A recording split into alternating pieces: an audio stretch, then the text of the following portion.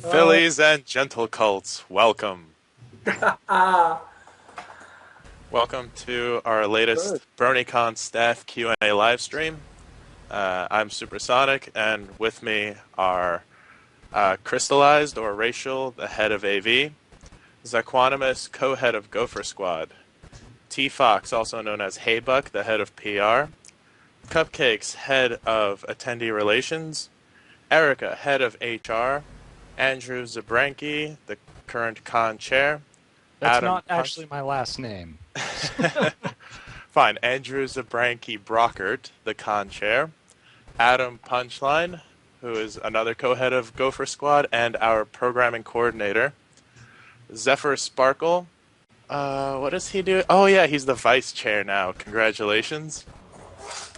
Fulner, head of VIP Relations. Eli Dispatch Rabbi, our brand new head of security, and our special guest for today, Peter New, the voice of Big Macintosh. Woo! Oh, thank you. That was a really lackluster applause. I mean, Yeah! How's it going? How is everybody in the world? Not too bad. It's New Pretty- York. So, on the agenda for today, we have a Q&A with our very special guest. And then after that, we'll just chat with the audience for a bit and answer some frequently asked questions we've been getting. So, to start off, we have Peter. Before we start with the formal questions, would you like to say a few words to all the 131 viewers we currently have and the countless number more who will be watching the recording of this later? Well, I will say hello and how are you? And it's an absolute pleasure to be here, and an even bigger thrill to be coming to Bronycon in June. I'm looking forward to it. I'm looking forward to meeting each and every one of you that can make it, and each and every one of the rest of you at some other time. I hope our paths all cross. And I'd also like to direct your attention to the top left of the screen, where we have an artist live streaming a drawing of us. His name is Atril. He's a very talented artist I've been following for a while, and we'll put up his credentials, Fulner, in the text document sometime in the middle of this stream. So let's begin with the questions for Peter. Okay, I'm trying to hang on before we go. I'm trying to load it. Can I be watching this at the same time as I'm talking on it? Okay. Because I don't. Oh, there we are. Oh, hi. There's a picture. Make sure to mute it on your screen, though. Otherwise, it gets a little bit hairy with the Skype calls. Yeah. Okay. Oh, there I see. Mute. Perfect. Beautiful. Now I'm watching a silent Stella Artois ad. Excellent. As soon as the ad finishes playing, then you'll be able to see exactly what's going on.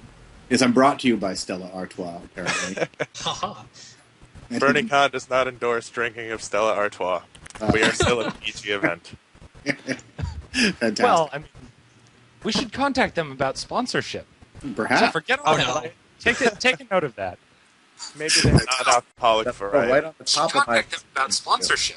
Perhaps. So forget about it. Take Now note I'm of that. unmuted again. Hang on. What's happening? Alcoholic variety. Contact them about sponsorship. I know. I did this before. Now I'm unmuted again. This is maddening. Yes, it's bad. It's right next to the pause. Little speaker icon on the bottom left. The bottom left. Yep, of the actual stream. Yeah.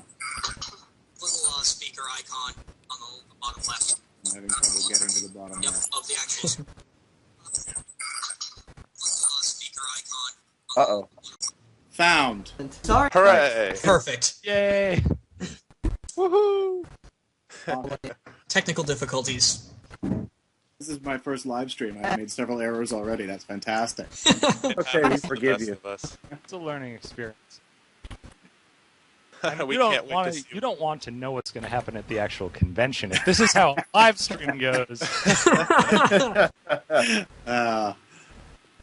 Excellent. That's okay. We'll be there at the convention to find the little microphone icons for you. Okay, good. Yes, because I won't be able to get through anything unless I have icons. Alright, so without further ado, if no one has any objections, I believe we can get started with the questions. Sounds good to me.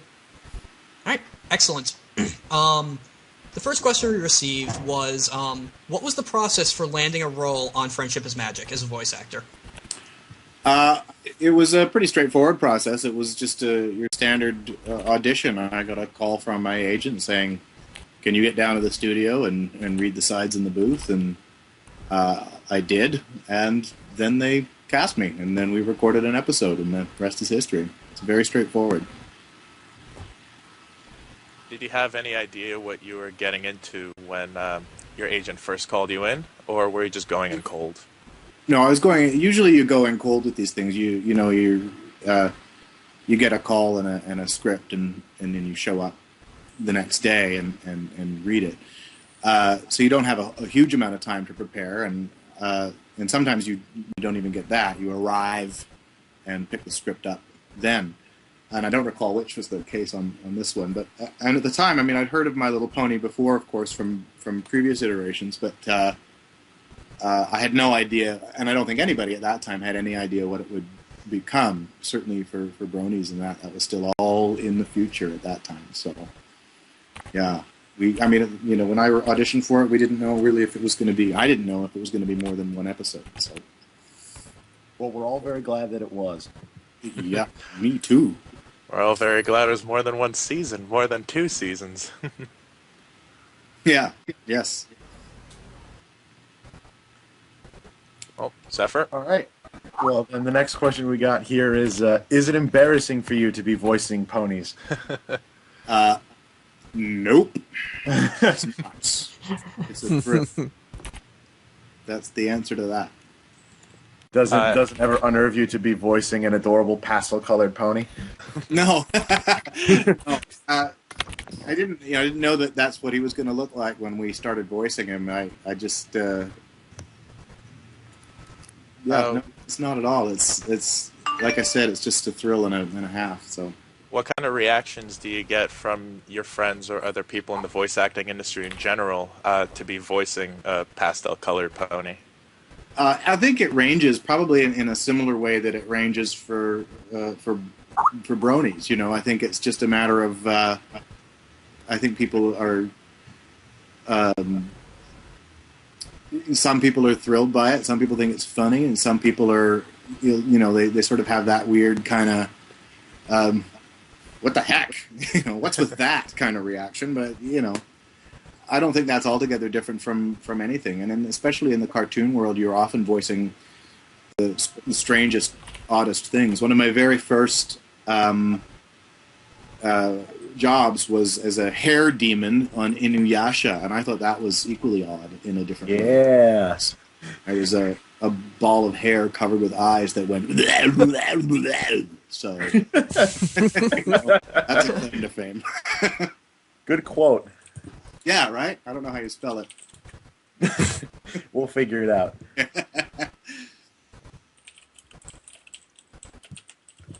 All right, so we got more questions here. Punchline? What's up? Oh, yeah, hold on. Good morning, Punchline. Saw that coming a mile away. I'm actually a little busy right now. Somebody else take the question. Oh, dear. It's awesome. I'll grab it.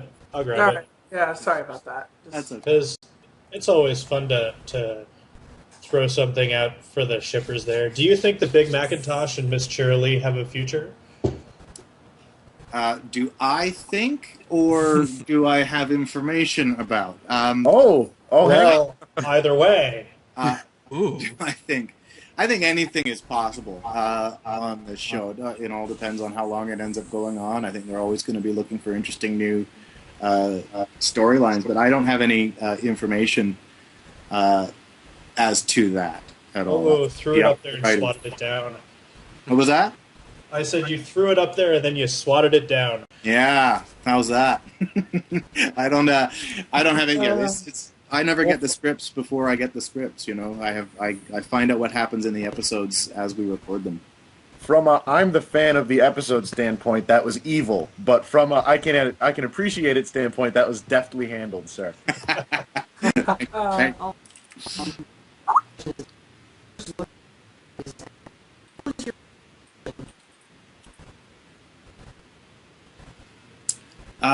How did I first learn about Bronycon? My initial reaction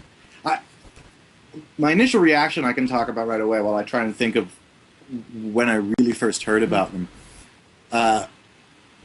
My initial reaction was slight disbelief, because I think there's the assumption that the appreciation is ironic.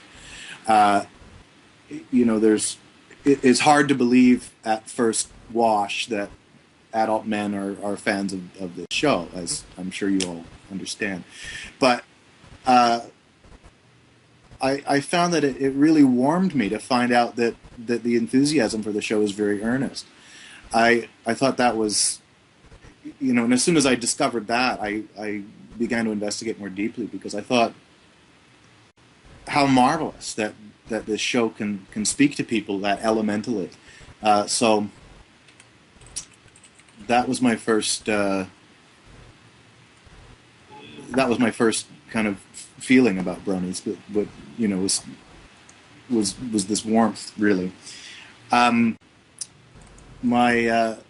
I first heard about bronies, what I actually don't really recall. It's just one of those things that it sort of seeped in. Like I think I'd heard the term bandied about a little bit, but then I just assumed it meant fans, and then it just sort of information just kind of accrued. If that makes any sense. I don't have any big story about that.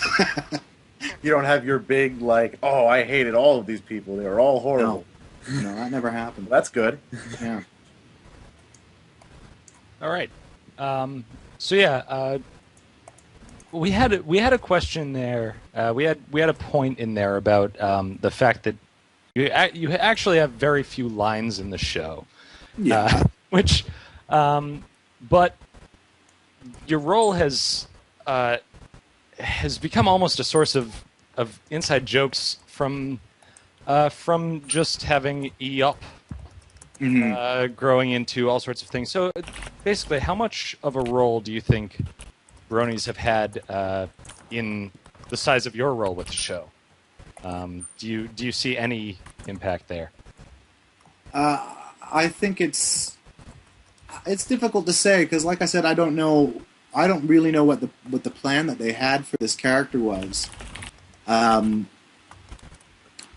think they, obviously when you're starting out making a new show, you kind of are trying to populate it with a bunch of characters, and so you're always hoping that the character is going to morph and become something that you can use, I would imagine. But I'm not really sure that they knew what was going to happen with this character, and I think the yups and nopes just kind of took off, and they really dug those and decided they wanted to keep using them. So, and then I feel like it's sort of natural at that point. I mean, to me anyway, it's sort of natural at that point that you'd want to see what else the character can do and how else you can use the character, and I think that's what led to Schmoopy-Doos and whatnot. Though I also think that knowing that there would be a huge brony appreciation for things like the Valentine's Day episode, I think probably I don't think it can't inform you as a writer. I think you as a writer probably are definitely looking at that kind of thing and saying, well, what will the fans do with that, and will they appreciate it? And I don't think that doesn't influence you, but I can't really speak to whether or not it has hugely changed what their plan would be. Very good. Right? I know verbose. Yeah, sounds fun. Yeah. Well, that's what I was hoping for. Someone just added this into our doc here as a question for me to ask. I might as well ask, what is Big Mac's deepest secret? Nice. Thank you for springing that on me. It's Big Mac's deepest secret. Headcanons will explode. I think it's he loves fairly, cantaloupes. I think it's fairly banal. I think it's What? I think that is probably that he's painfully shy. I would say he's painfully shy. I think you'd have no trouble getting people to agree with you on that one. Yeah, perhaps. But I think maybe he thinks it's a secret. Oh? I don't know. All right, my turn. So you have a very sizable resume, both in acting and voice acting. So I was wondering, how did you get into voice acting in general?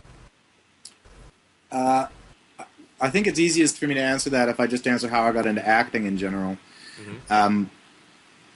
Which, if you subtract the, wanting to be an actor in high school from the equation, right out of high school I went into doing sketch comedy and thought that I was going to get discovered as a sketch comedian doing Legend of Bonefish stuff, which some of you might know of. But that didn't work, and then I sort of realized I had to get it together and get headshots and resumes and things together and try to go to auditions. But I thought I was too fat and ugly for being on camera, so I focused the fact on, through sketch comedy, I developed all this repertoire of voices and things. And so I put together a demo and got an agent who was recommended to me as specifically a voice agent. And she demanded immediately upon hearing my demo, she said, yes, I'll take you on. Your demo's very good. You can do some voice acting for sure, but it'll be far easier to get you on camera. And so I got my headshots and resumes, and she started sending me out on camera immediately, and that took off right away. And then the rest of it was just kind of here and there. I'd get a little commercial, or I think the very first voice job I had was on Need for Speed 4 for Electronic Arts. And yeah, I'm one of the cops or something in that. If I thought I recognized your voice from somewhere. That's right. How about I this? fully recognize your voice when the cops pull me over, let me tell you. It's always me. That's right. I patch in. I'm the cop ventriloquist. And a follow-up question that was just posted. When you do the voice acting, do you, as you mentioned that first you went in cold, but currently, do you record the voices first, or do you dub over the animation in English cartoons? I suppose give us a little bit of a short feel for how it is when you walk into a studio. It depends on the job. Most, anything that's there's two kinds of. I'll start again. There's two kinds of job that you can get really in animation. One is called prelay, and the other is called ADR. ADR is when you have like an Inuyasha, say, where you have a Japanese cartoon that you are dubbing into English. So you walk into the studio there, and your script is loaded with time codes and stuff, and you have the cartoon already made in front of you, and you get 3 beeps in your ear, and you're supposed to go listen to a beep, beep, beep, and on the 4th silent beep, you talk, and you just kind of open your mouth and hope for the best that you match the flap at all, and that you get in there, and that can be very technical. It's very technical. And then prelay is the other thing, and that's where you go into the studio and have a proper script, and more often than not, you're standing around with the rest of the cast, and you just perform the episode into the microphones, and stopping and starting and doing second, third takes sometimes. But that's a lot freer as an actor. You get to do a lot more and have a lot more fun, and that's really the job that you want more often than not. Although I'll take anything because it's all good fun. Right. Would you say you prefer one over the other? They sound like two very distinct experiences. Yeah, they are. I definitely prefer prelay because it like I said, it's more free as an actor. You get to actually bring your performance to it. So often in ADR, you get a line that you think, oh, that line's going to sound great if I deliver it like this. But the way you want to deliver it takes 5 seconds, and you only have 2.5 to say it. So you end up just saying. That's why on a lot of those, the dubbed cartoons, the voice work is sometimes strange because you're really trying to force a line into a really small bracket. And you don't have the freedom to make it natural a lot of the time. You end up saying, like somebody's just written on the side here, how about how close have you bonded with your fellow voice actors? Someone's written that. And if you have to say that in much less time, you end up saying like, how about how close have you bonded with your fellow voice actors? Because you have to put these weird pauses and things in. So right. And that's a bit frustrating as an actor. But I can imagine that would be very aggravating. Speaking of the chat, there was actually a really funny one posted by Puma. Do they ever record you once and just reuse your lines, I suppose, to stiff you on fees? They have never admitted to that. I go in every time I need to talk. I go in and I record it. All right. Next question. Yep. Hi, Peter. This is Cupcakes. Thanks. Wanted to ask you. You voiced Jet Set and Rarity's unnamed father. Can you tell us a little bit about voicing those roles? Well, what would you like to know? Jet Set was a proper audition, and I sort of feel like there's, to my mind, there are two kinds of voice actor. One is an imitator, and one is a mimic. And I think I'm maybe more of a mimic than an imitator. I don't really get out and really do a Mr. Howell, say. Okay. But that's what I tried to do for Jet Set. I just tried to be Mr. Howell as best as I could, and it sounded like it sounded, which I guess they liked. And then Mr. Rarity's Howell from Gilligan's Island. That's what I thought. Okay. Yeah, I didn't know of any other Mr. Howell, so I Just making sure. Yeah. And then as for Rarity's father, they asked for that, the Bears, Chicago kind of thing. So apologies to those of you who are in Chicago, but that's what they want. He thought that it was. A friend of mine and I had an argument over whether it was Chicago or Milwaukee that you were going for. It's not Milwaukee. I live in Milwaukee part-time.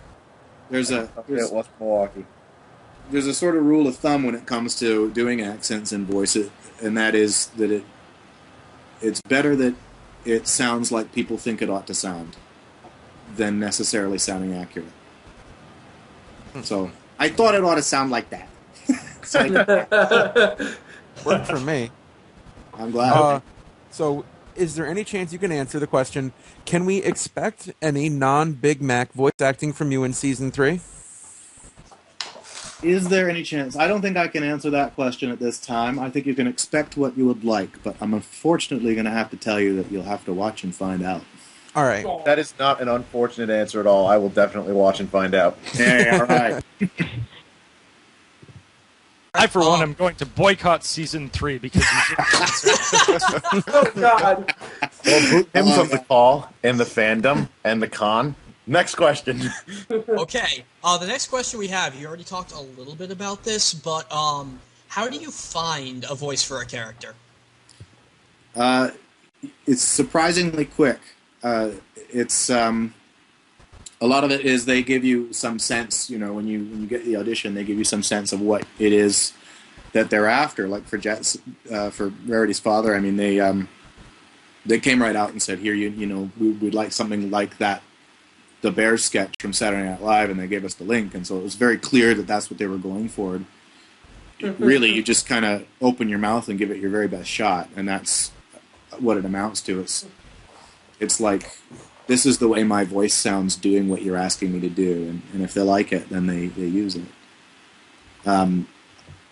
Sometimes it's a bit more in-depth than that, and it's a matter of really crafting something and saying, well, I really want to place the voice in this part of my mouth, or give the voice enough push from this part of my body or whatever, but mostly it's just opening your mouth and going for it, and it sort of happens. That requires a level of confidence that I do not possess. I think it's I think it sort of comes out of necessity more than confidence. Ultimately, I think you find yourself in this room with this microphone and people looking at you and saying, "Okay, what have you got?" And you either do it or don't do it. So we have one that we stole from the chat room again, which is actually in the last season you've gotten a couple of episodes where you've gotten a few more diverse lines. But do you ever sort of were you waiting for that, waiting for the time when you weren't just yep and nope? Well, yes and no. As an actor, you're always hoping for that, I think, but waiting for it, no, because by the time season 2 rolled around, I had a pretty good sense that it was going to be yeps and nopes, and so it was a bit surprising, actually, when it finally did roll around like that. And those episodes were a bit nerve-wracking, to be honest, because you get into a sense of what the voice does in your body, and then when you're asked to do a wider range of things, I wasn't quite ready for it. I don't think But I hope I did a good job. Yeah, we have another question in that vein as well. It's how does it feel to open up the script and see that you have more than one word in a line? Thrilling. It's thrilling. So I'm rooting for the soliloquy in season 3. 22-minute long Big Mac soliloquy. Let's make it happen. The To Big Mac buck monologue or not episode. to How did you buck? find out? That is the Pony or question. not to pony?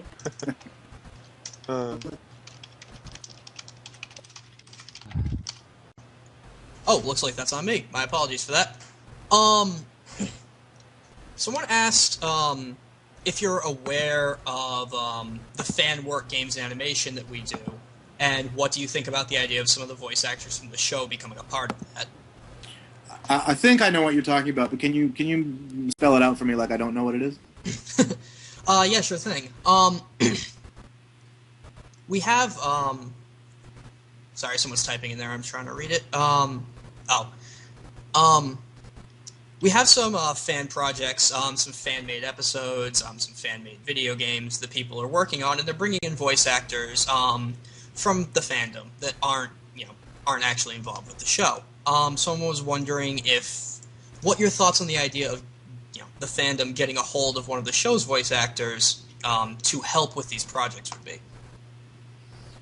Well, I think that would be fun, for sure. But I think it might be problematic, unfortunately. We're covered by, pretty strict union regulations and whatnot. So I don't know what the legalities of it would be. But if it was possible, I think it would be thrilling. It would be great to do. Pretty sure there's a lot of happy bronies who just heard that. Yeah, they're getting ready to stalk your email address. Uh-oh. Oh no. You might have to look into that. Yeah. All right, looks like it's my turn to ask a question. Hi, I'm Crystallize. Hi. Hi. We were wondering if there's any advice you can give to someone who wants to be a voice actor, maybe if they already have acting experience or if they don't. What would you tell them? If they don't have acting experience, I would say get acting experience, because it really is contingent upon being an actor as more than being contingent upon having a bunch of voices you can do. It's very rare that they call you up and say, "Hey, I heard on your demo that you have that that old lady voice that you can do. Can you put that in there?" That just doesn't really happen. They have their characters and they have their idea of what they want the voice to be, and you come in and pass a cast session. So, if you want to do it, make sure that you're that you can act, that you like acting, because that's really what it's about. Beyond that, if you decide that you like acting and that you think you have the voices, then it really is a matter of getting a decent voice demo down, and I'm sure you can Google what other actors' voice demos are like. They're online these days. And if you think you can manage that caliber, then put together a demo and start soliciting agencies. Awesome. Thanks. Another completely unrelated question. How do you feel? Do you think it will ever happen? What are your thoughts about Big Mac having a song? Well, I would personally love that. I think that would be great. As to whether or not it will happen again, that's not, I'm just an actor on the show, and I don't have any information about whether or not that's in the works. So how is your singing voice? Would you sing that yourself? Or because a lot of the voice actors and actresses in the show have someone else do their songs. Would you sing that yourself if that came up? I would audition. Fair enough. What style of song do you think Big Mac would get, or do you want for Big Mac? I think Feel free to either name a genre or give an example. I think it would be like Rammstein, total. Don't you? No. No, I think it would. I think it would be in keeping with his. If there were a song for him, I think it would be in keeping with his character. I think it would be that sort of, Dukes of Hazzard theme song type of thing. Big Mac confirmed for metal fan. That's right. It is. Yeah. Enter Big Mac Sandy. No, we will actually, if you're interested, we will email you the fan art that will come out of the sentence you just said. I guarantee you, a picture of Big Mac as one of the lead singers of Rammstein is already about a third of the way done. It's gonna happen. I hope so. And a quick question from someone who is looking to make that big leap into basically into your shoes. What union are you a part of, and how does one get into a union of that caliber? I'm part of the Union of British Columbia Performers, which is a division of ACTRA, which is the national union in Canada. In the States, I believe you'd be covered by this, I don't know if it'd be the Screen Actors Guild or the other one, I can never remember the name of. But I believe it's the Screen Actors Guild. It is the Screen Actors Guild in the States? Yes. Yeah, so that would be the guild to go for. If you're in Canada, it would be ACTRA or UBCP in Vancouver. And you get into it by, getting your agent to get you into auditions, and you get enough union credits, and eventually, if you work often enough within a certain amount of time, the union will consider that you are working at a professional level, and you can start to pay them dues, which is a great privilege. I say with irony. Slightly. I'm pleased with the union by and large, but I think it's funny that they say, all right, you can pay us dues. We will allow you the privilege. Yes. All right, so we had a lot of requests in chat a little while ago because it was pointed out that we have E-up and we have E-nope, but we don't really have a middle-of-the-road, maybe, perhaps, mayhaps style. Yeah. Big Macintosh E phrase. Maybe. 300 YouTube videos later. Yeah, that's going on someone's soundboard. Oh, yeah. It might actually already be there. I feel like there's something that isn't quite there yet. I feel like it's something in terms of like it might be like maybe like a mayhaps, right? Like mayhaps. There's the one. I liked maybe better. Oh, look at that! One update for My Little Pony soundboard.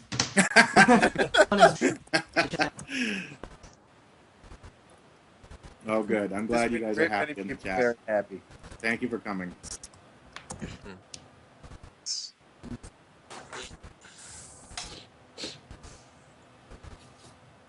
All right. I've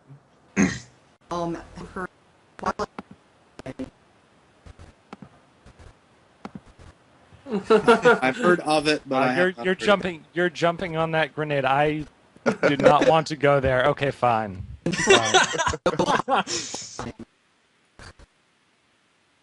Oh god. Yeah, I've heard of it, but I have not heard of it. Okay, would you? I guess I can ask the follow-up.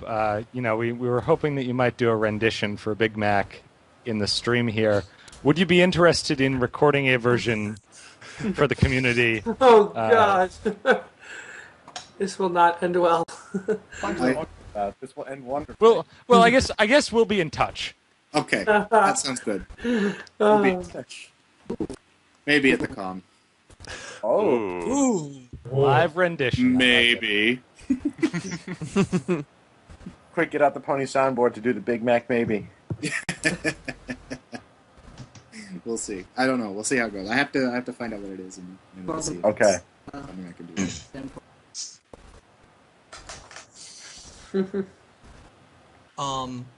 Got another question from the chat. If you weren't doing voice acting for a job, what would you most likely be doing?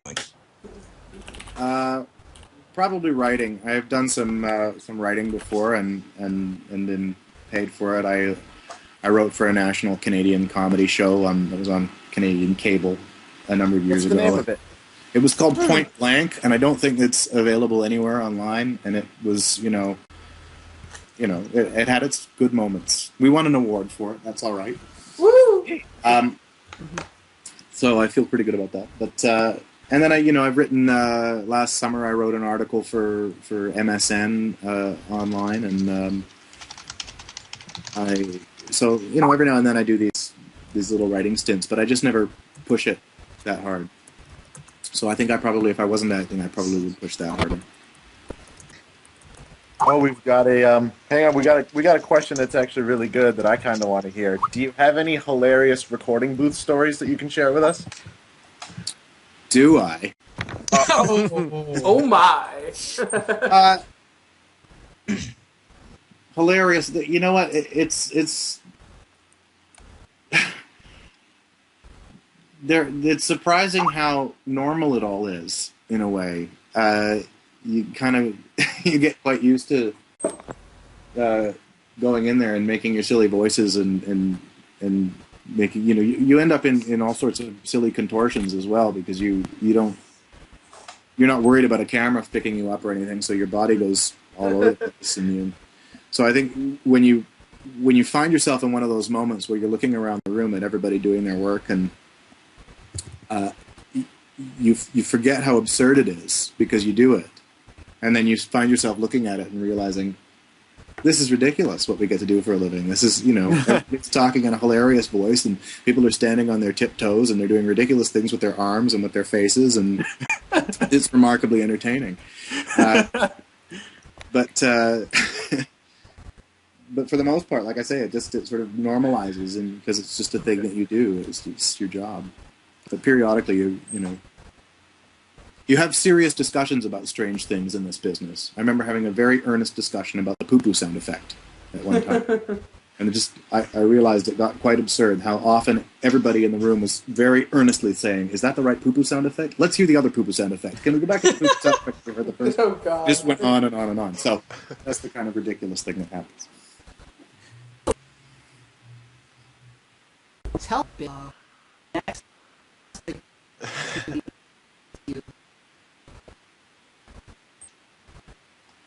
Well, I ain't much for pronouncements, but I do want to tell you, Princess Celestia ought to be there. Nicole Oliver. Coming to Bronycon. Yep. Woo! Our princess is gonna be there. Excellent, thank you. Woo! Well, you guys in the stream heard it here first. Yeah. From Big Mac, no less. And it's not exactly. It's difficult. I've been thinking about that. How to make that sound really like, hooray! It's tough for, you know, Big Mac to go all out. He's a pretty, you know, quiet.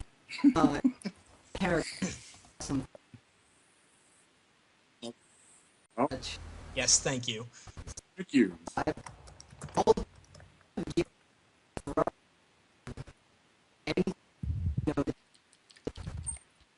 The reverse Q&A now. The reverse Q&A. Well, What's it this like is totally putting on a convention? Oh man! How long do you got? Oh dear. A convention for Next question. for My Little Pony, especially a My Little Pony convention. I don't think any of us have any idea why this is working out the way it is. I was about to say I did consider saying I don't think any of us have any idea what we're doing. I know. I think that's me. not quite fair. That's not quite fair, but especially because we have at least one person who knows what he's doing, so that's a plus. Yep. Not me. It's not our Who cause. knows I'm what they're thinking of doing? one other person. Eli, Rabbi, our head of security. He's got con experience. The rest of us, we don't. I can fake it pretty well, I mean, at least. Yeah, we can all fake. We're all faking it. We're good. We're good at faking it. That's fake a it, big fake it stat till secret. you make it. Does that apply to acting? Actually, fake it till you make it. Is that Entirely it does. In fact, as soon as you figure that out, it gets a lot easier. perfect? Yeah. Something you can truly apply to life in general. I figured that out too. I remember I did a Barbie movie a few years ago where I had to come out onto the rooftop and see this. You know, the character had to see this beautiful garden that changed everything in his being, and One hell of a so garden. I had all these lines which were, you know, really, you know, he's got to really be in awe. He's got to be this amazing sense of awe, and I fought it, trying to find, you know, the moment I first saw the Grand Canyon, or I just kept like pulling all of these things from my life and really trying to root it in reality. And finally, it just came down to just fake it. Fake it worked. They like to fake it. Hey, Yeah, and it's whatever works ultimately.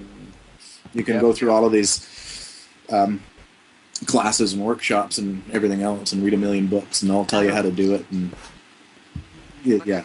There are no classes for putting on conventions. Putting on cons. So, No. Well, there is a con for that. That's true. He's not been Con. yeah, con.